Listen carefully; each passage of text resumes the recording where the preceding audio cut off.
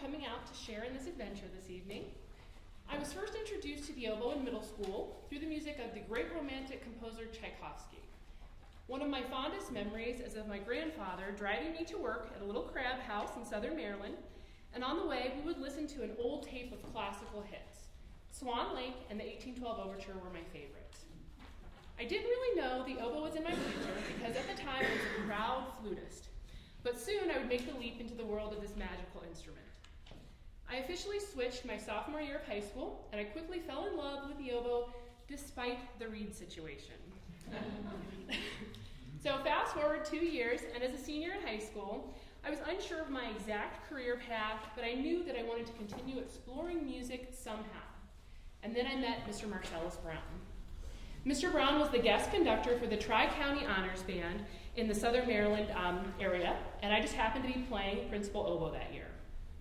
The experience literally changed my life because he suggested that I come to Boise and study with Dr. Jean Belfi. Yes, you can clap. The title of this concert is Influences, and I've been contemplating this idea a lot lately, possibly because I'm midlife, or possibly because I'm coming to terms with who I am and why. We are influenced by people, events, and things every day, but only a few alter the way that we are on a fundamental level. So yes, every recital, every colleague, and every person I've ever called a friend has influenced me on some level. But tonight, it's all about the biggies related to the oboe. The Handel Sonata I just played brings me to my first influencer of the evening. No, it's not Handel, even though he's great. The reason I chose that particular piece is because of the oboist that plays it better than all others in my opinion. Although I never had the chance to study with him or see him play in person, Ronald Roseman has had a profound effect on me as an oboist and a musician. I first heard his playing in Dr. Belfi's office. I can't remember the exact moment, but I'm sure it went a little something like this. I didn't own my own equipment at the time, so I always used her studio to go in and practice and make reeds. She had scads of new CDs laying about, just dying to be played. I love being able to take time to work on reeds and listen. In fact, it's more than listening, it was absorbing this music. One happened to feature Ronald Roseman, and while I adored the CD, I didn't appreciate his genius until years later in graduate school. In one of my classes, we were asked to pick a piece and write a cadenza in the style of that piece. Then we had to perform it in front of everyone. I kind of freaked out a little bit because I was really into analyzing music, but I was terrible and terrified of improvisation and composition. And then I remembered my Roseman CD, and I started listening to it and listening to his ornamentations nonstop for about 2 weeks. And this was sort of my aha moment. His ability to take a rather plain phrase and turn it into a beautiful and haunting melodic line still amazes me to this day. In fact, whenever I hear the Handel piece, I expect to hear the Roseman ornamentation. Sometimes I'm disappointed because it's somebody else's. It's still good, but it's not Roseman.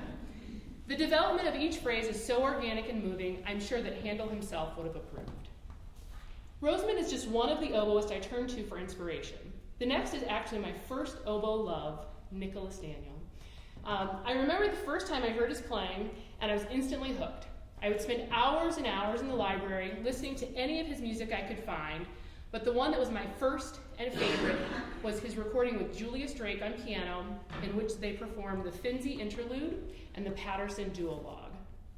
I had the honor of meeting him at an IDRS conference, that's International Double Reed Society Conference, in Madison, Wisconsin, and then participating in a masterclass he held at the conference in Morgantown, West Virginia. His ideas on breathing still resonate with me.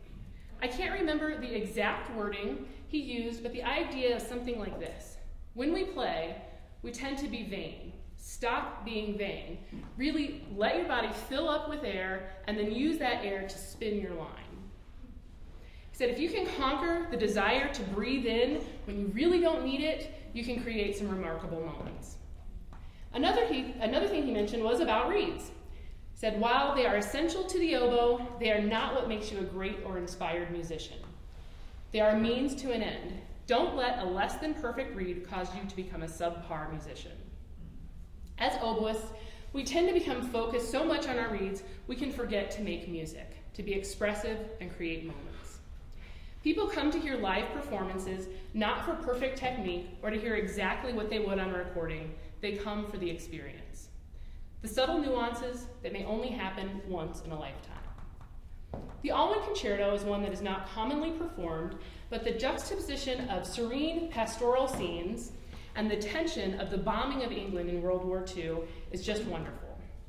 I do have a soft spot for this style of music. My master's thesis focused on Benjamin Britten's temporal variations. It's another British piece that was written in response to the war. I hope you enjoy this piece, and it gains popularity among young oboists because it has some beautiful and poignant moments that should be shared more often.